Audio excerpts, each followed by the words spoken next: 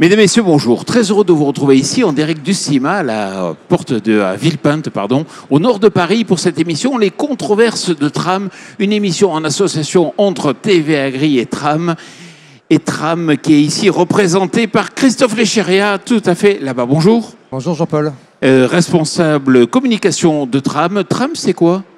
Tram, c'est un organisme de développement agricole. On accompagne des collectifs d'agriculteurs dans toute la France sur l'agroécologie, le compostage, la méthanisation, les magasins de producteurs. À vos côtés, François Moret. Bonjour François. Bonjour. Co-fondateur de Eloi. Eloi, c'est quoi ? Eloi, c'est une société à mission qui s'occupe de faire des installations et des transmissions d'exploitation pour installer une nouvelle génération en agroécologie. À vos côtés, Camille Dussanier. Bonjour Camille. Oui, bonjour. Agricultrice et responsable bio-GNV chez Agriopal. Agriopal, c'est une ferme. Alors Agriopal, c'est une société qui a été créée par des agriculteurs. C'est une société familiale basée dans les Hauts-de-France. Et donc on s'est développé sur les énergies renouvelables, le compostage, le bois énergie, la méthanisation et le bio-GNV. D'accord. Et Michael Jacquemin, que je connais bien, qui est à ma gauche, donc agriculteur céréalier en la Marne, mais beaucoup d'autres productions. Oui, bonjour. Donc une exploitation familiale, donc diversifiée dans la Marne avec grande culture, mais également de l'élevage. D'accord. Combien d'hectares ? 600 hectares. On est encore familial, là, 600 hectares ? Bien sûr. Oui. Il y a mon épouse qui est également sur l'exploitation. Et puis évidemment, on a des salariés qui viennent nous accompagner tout au long de l'année. Et justement, on va parler du modèle familial. Est-ce qu'il a une chance ou pas de survivre ? Parce que c'est vrai qu'on voit que les choses évoluent pas mal. Mais pour poser les enjeux du débat, je confie la parole à Christophe. Merci Jean-Paul. Les experts disent que d'ici à 2026, on aura 50% d'agriculteurs qui seront en âge de partir à la retraite et qui ne seront pas remplacés. En tout cas, pas dans le système actuel. Alors on peut se demander, demain, qui va produire ? Qui va produire des aliments, va produire de l'énergie ? Donc aujourd'hui, on entend parler d'agriculture paysanne, d'agriculture de firme. C'est un sujet qui est porté notamment par les sociologues Hervieux et Purseigle. D'agroécologie, d'agriculture financière. Mais demain, pour parler transmission, installation, emploi, qui va demain produire ? Qui va demain cultiver les champs ? Qui va demain élever les animaux ? Peut-être que nos intervenants ont des idées sur ces sujets. Très bien. En tout cas, la question doit être posée. La transmission et l'installation, c'est vraiment un sujet très important dont il faut qu'on s'occupe tous d'ores et déjà. Alors François, tu crois réellement, toi, à l'agriculture paysanne ou familiale ?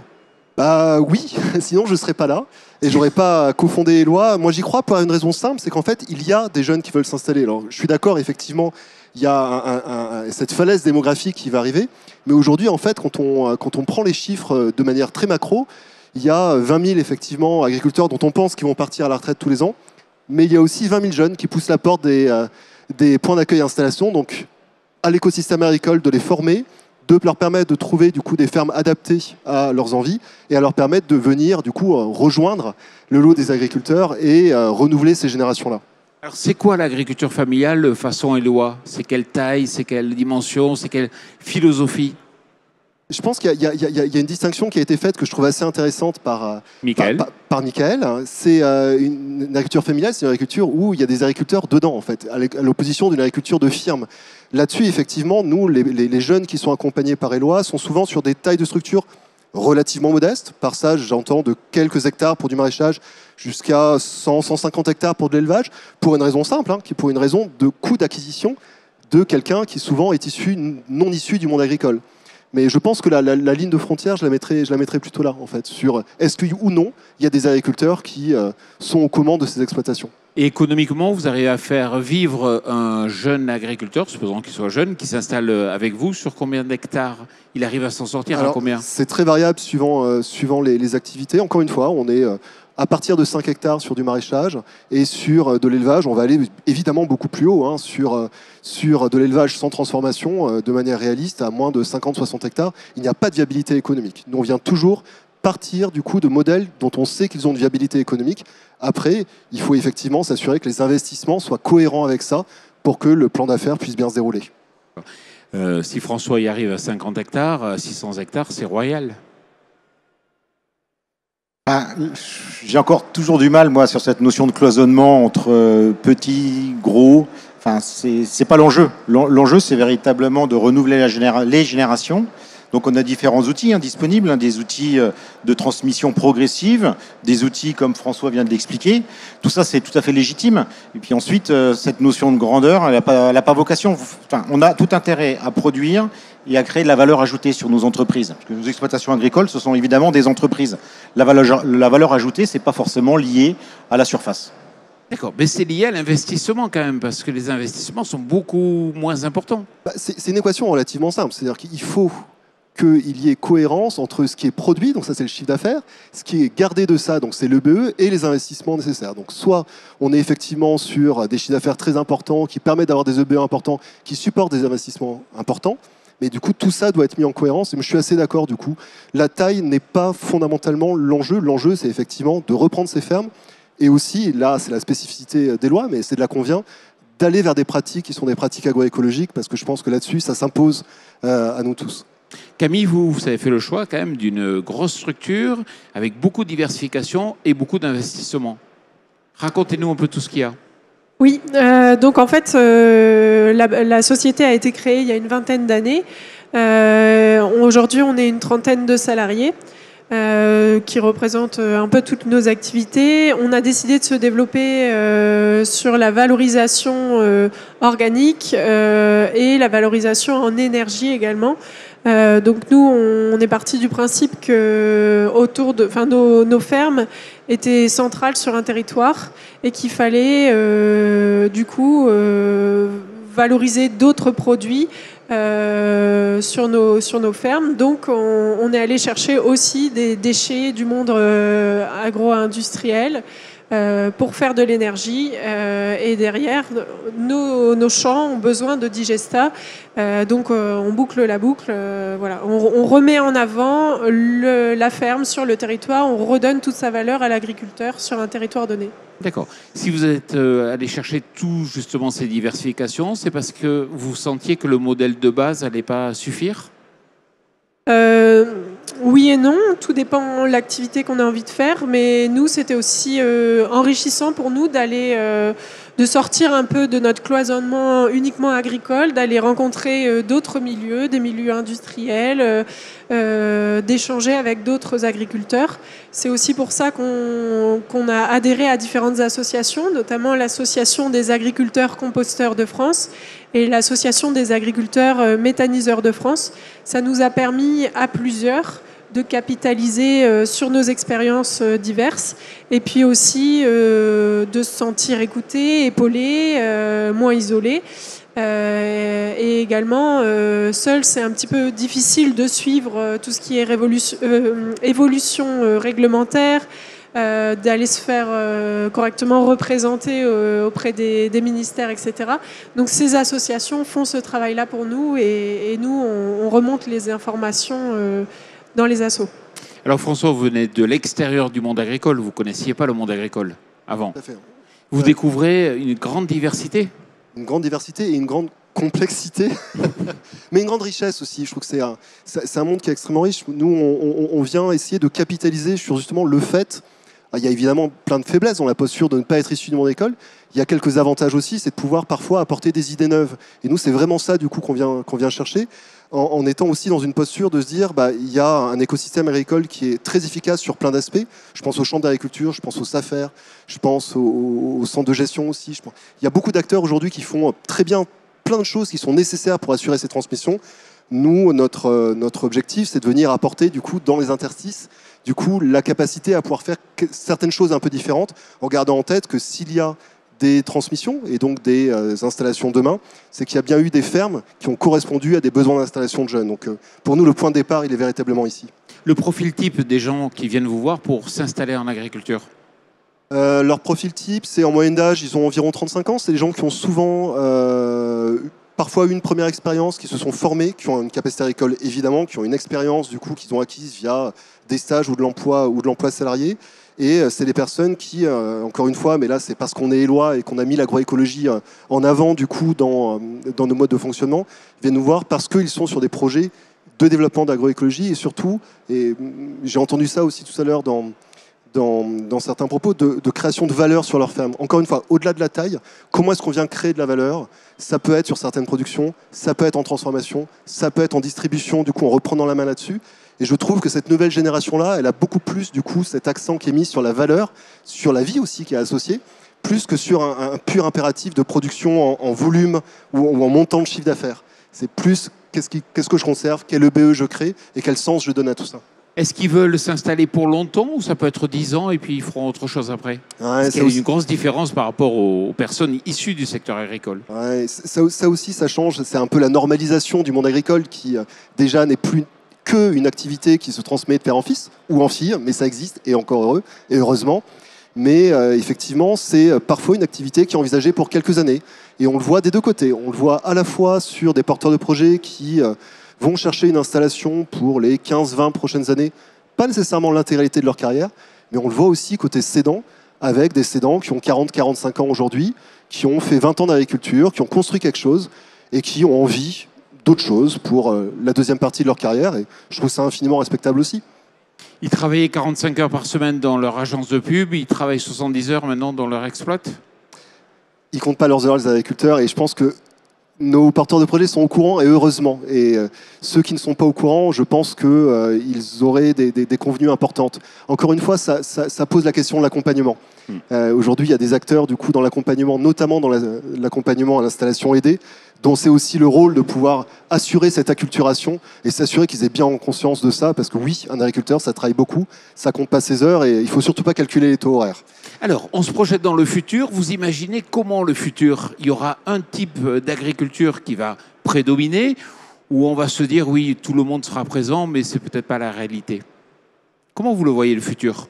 Moi, je le vois très divers. Je pense qu'il y aura toujours une agriculture paysanne, je pense qu'il y aura toujours une agriculture familiale, pour la simple raison qu'il y a des gens qui veulent le faire, il y a des gens qui veulent acheter leurs produits, et qu'on a besoin de reprendre ces fermes-là qui n'ont pas toutes vocation de devenir des fermes de taille extrêmement importante. Et après, je ne ferme pas les yeux aussi sur d'autres mouvements de concentration, d'agrandissement, d'agriculture de firme qui sont là aussi aujourd'hui, et ça serait illusoire de se dire que ce mouvement ne va pas exister. D'autant plus qu'il y a des rapports qui montrent qu'il sera certainement majoritaire. C'est le rapport de François Hervieux et de François Purseg et Bertrand Hervieux qui dit voilà, l'agriculture de firme, l'agriculture capitaliste va être l'agriculture de demain. Personnellement, par rapport à tout ce qu'on a entendu, je ne suis pas sûr que ce soit l'unique type d'agriculture demain. Je pense qu'on aura une diversité de modèles agricoles, agriculture paysanne, agriculture de firme, agriculture familiale. C'est en 67, je crois qu'il y avait un livre qui disait c'est la fin des paysans. Alors, je ne sais pas si c'est aujourd'hui la fin des paysans, il faudra peut-être trouver un autre nom. Il y en a quand même de moins en moins. Non, mais moi, ce qui me fait peur, c'est si on est consensuel en se disant oui, ça va s'arranger, il y aura tout le monde, mais dans le fond, quand on regarde les courbes, ça diminue, ça ne remonte pas vraiment, et on a l'impression que les rapports qui projettent vers le futur disent quand même que c'est l'agriculture de firme qui va dominer. Michael. Moi, j'ai une autre analyse sur cette thématique. Alors, c'est vrai qu'on est un peu au bas de la vague sur une difficulté à être attractif sur nos métiers, que ce soit sur le salariat ou sur les nouvelles vocations à s'installer. Mais où je suis un peu frustré, c'est que ceux qui partent en retraite aujourd'hui, c'est ceux qui ont profité des 30 Glorieuses et qui ont quand même eu un discours vis-à-vis de la génération qui potentiellement pourrait reprendre, hein, les fils ou les filles, plutôt négatif, très critique du métier, alors qu'ils en ont quand même bien profité. Et aujourd'hui, on se dit, mais c'est ballot, parce que comment on va faire pour transmettre, quoi. C'est pour ça que François est là. Et à la fois, on va installer, ça c'est évident, mais pas forcément du milieu agricole, et c'est plutôt très bien, et c'est une chance. Alors, par les dispositifs type Eloi, mais aussi il y a d'autres dispositifs qui existent sur la transmission progressive. Alors, c'est vrai que l'agriculture, c'est un métier passion. C'est un métier capitalistique aussi, hein, parce que le foncier, si on ne le maîtrise pas, c'est compliqué. Mais on peut être un bon paysan sans être propriétaire. Il existe des dispositifs. Je prends l'exemple dans mon département, des GFAM mutuelles, ou des porteurs de capitaux qui sont souvent les agriculteurs qui partent en retraite, qui ont quand même un petit pactole, qui investissent dans le foncier, parce qu'on investit souvent dans ce qu'on connaît et ce qu'on aime bien. Et c'est un investissement sécurisé sur du long terme, et on arrive à installer des jeunes et consolider des exploitations. Donc ce modèle-là, il fonctionne bien. Après, sur le modèle des firmes, moi, je suis plutôt sceptique en disant je ne vois pas pourquoi ce serait celui-ci qui prendrait le devant. Il faut surtout qu'on ait des modèles qui soient transmissibles. Parce qu'il faut aussi travailler sur le coup d'après.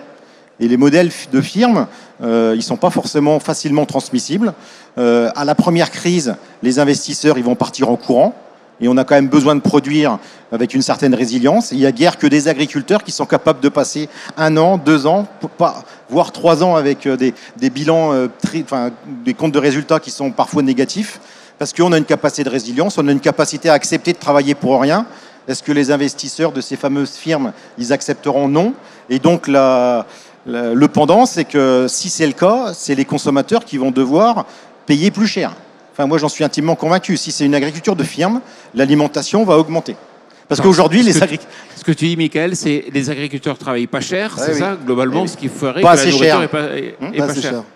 Pas assez cher. Aujourd'hui, si on a un modèle de firme, c'est donc que des salariés, des collaborateurs, et on ne peut pas que leur promettre un salaire qui toucheront peut-être dans 1 an, dans 2 ans, parce qu'il faut attendre la crise. Ça, c'est pas possible. Peut-être un élément pour alimenter le débat sur où ça va. Il y a un élément qu'il faut quand même garder en tête, c'est qu'on a encore aujourd'hui la maîtrise de là où ça va. On n'est pas dans une situation où on a le foncier agricole français qui est en propriété de grandes firmes qui, du coup, ont l'entière latitude de savoir ce qu'elles vont en faire, se les garder pour elles ou le transmettre à d'autres firmes, où on a d'une part un foncier dont la propriété est fortement morcelée, très éclatée, encore aux mains des agriculteurs très largement aujourd'hui, et on a des organismes publics, je pense aux SAFER évidemment, qui ont un rôle important à jouer pour assurer cette police du foncier. Je pense qu'on est du coup dans une situation, j'ai discuté avec des personnes qui font des choses proches de ce qu'on peut faire aux États-Unis où il n'y a aucune police du foncier. Bon courage. On n'est pas dans cette situation-là en France. Donc je pense qu'on a encore aujourd'hui la maîtrise de notre destin. Et à nous de proposer des solutions, à nous de faire en sorte que le métier soit désirable, à nous de faire en sorte que l'entrée dans ce métier-là soit possible. En tout cas, nous, ce qu'on constate tous les jours, et ça fait du bien, c'est que des jeunes qui veulent faire ça, il y en a. Et il y en a plutôt de plus en plus. Je suis assez d'accord sur le fait qu'on est au creux de la vague là-dessus. Et tant mieux, et c'est plutôt très positif. Camille ? Oui, et je voudrais rajouter aussi, à travers les différentes crises qu'on a traversées, notamment celle du Covid, on a bien vu aussi que les Français étaient attachés à leur agriculture. Ils se sont beaucoup tournés vers le local, le durable, le bio également. Mais ça n'a pas duré non plus très longtemps. Malheureusement, ça n'a pas duré très longtemps. Ils reprennent l'avion, ils vont au supermarché, ils achètent ses cajous. J'espère et j'y crois que voilà, le Français a envie de consommer local et de faire vivre un agriculteur. On a vu que les modèles type modèle 1000 vaches, c'était difficilement accepté en France. On n'est pas sur les mêmes modèles en effet qu'aux États-Unis. On a envie quand même de réagir en territoire et faire vivre. Ouais, et là-dessus, je trouve qu'il faut sortir du misérabilisme, notamment sur le bio et notamment le lait bio. On a beaucoup entendu que effectivement, il y avait un repli là-dessus et donc du coup une difficulté d'installation. Hier, on a mis en ligne sur le site Éloi une ferme bio, bovin-lait, 100 hectares en Mayenne. On en est à 12 porteurs de projets intéressés pour pouvoir la reprendre. Donc non, il y a des gens qui veulent faire ça, quoi, et tant mieux. Et je pense qu'on l'oublie trop vite, en fait. Michael ? Après, je pense que, pour revenir sur le sujet firme, familiale, il faut produire ce que le marché a besoin. Et donc, on a besoin, il y a des niches, il y a le bio, c'est une niche. Bon, j'en fais partie parce que je me suis lancé aussi un petit peu dans le bio. Et c'est pas si simple que ça. Déjà techniquement, économiquement, là, en ce moment. Et on a besoin aussi d'un marché, à répondre à un marché sur l'exportation. D'où aussi l'intérêt d'avoir des exploitations qui soient capables de sortir de la marchandise à des prix qui puissent être compétitifs sur le marché mondial. Donc, comme aujourd'hui, je ne vois pas pourquoi demain, on n'aurait pas cette palette d'agriculteurs capables de répondre à ces différents marchés. François ? Je suis d'accord avec ça. Je pense que c'est une très bonne chose. Ouais. Encore une fois, je pense qu'il n'y aura pas que des agricultures de firme, que des très grosses structures familiales, 600 hectares, désolé, c'est quand même gros et c'est bien, que non plus des structures qui ont vocation à distribuer exclusivement en circuit court. On sait très bien qu'il n'y aura pas que ça. Je pense qu'il y a de la place pour tout. Je pense que le vrai indicateur qu'on va avoir besoin de piloter, c'est quelle est la population agricole. Aujourd'hui, on s'est accoutumé à faire 1,5-2% d'attrition tous les ans. Je pense que cet indicateur-là, ça serait certainement le premier du coup à travailler pour la suite. Mais retour vers la réalité, tu fais de l'élevage ? Oui. T'en feras demain ? C'est pas gagné. Ah. C'est pas gagné parce que sur le marché, c'est compliqué. Aujourd'hui, on a un problème de compétitivité. Alors, est-ce qu'il est que ponctuel, parce qu'on a un prix de revient qui a explosé par rapport à des matières premières, à l'alimentation. Donc moi, c'est un élevage porcin. Au niveau des salariés, très difficile de recruter. Dans le département de la Marne, c'est loin d'être la Bretagne. Donc quand on parle d'un recrutement sur Porcher dans la Marne, c'est vraiment compliqué. Voilà. Donc aujourd'hui, on a un élevage qui est compétitif parce qu'on est très, très technique. Et la diversification, elle nécessite beaucoup de technicité. Donc, quand on est monoculture ou monoproduction, ben voilà, c'est relativement simple. Aujourd'hui, être diversifié, c'est être très bon sur toutes les productions, sinon ça ne fonctionne pas. Et être accompagné par des collaborateurs de qualité. Et nous, ce qu'on constate, c'est qu'on a une augmentation au niveau national du nombre de cadres, donc statut cadre de nos exploitations agricoles. C'est plutôt une bonne chose, c'est-à-dire qu'on est en train de professionnaliser la production, d'organiser aussi au niveau RH, parce que parfois, on explique qu'on a du mal à recruter, mais on est mal organisé au niveau RH dans nos petites exploitations agricoles. Et donc le fait qu'on ait plus de cadres, moi je pense que c'est plutôt un bon indicateur. Et on a des organisations qui sont là pour accompagner les exploitants agricoles. Je pense à la PECITA, évidemment. Il est vice-président de la PECITA, il faut le dire. Bah oui, je le dis, je suis vice-président de la PECITA. Donc c'est la PEC du monde agricole. Et donc on est là pour accompagner les candidats qui sont à la recherche de travail, donc les candidats qui sortent d'écoles agricoles, ingénieurs, etc. Mais on est là aussi et surtout pour accompagner les entreprises, pour les aider au recrutement et organiser leur production. Camille, toute dernière question. Comment vous faites pour les garder, vos 30 salariés? Ou en trouver de nouveaux? Alors, on mise beaucoup sur la formation.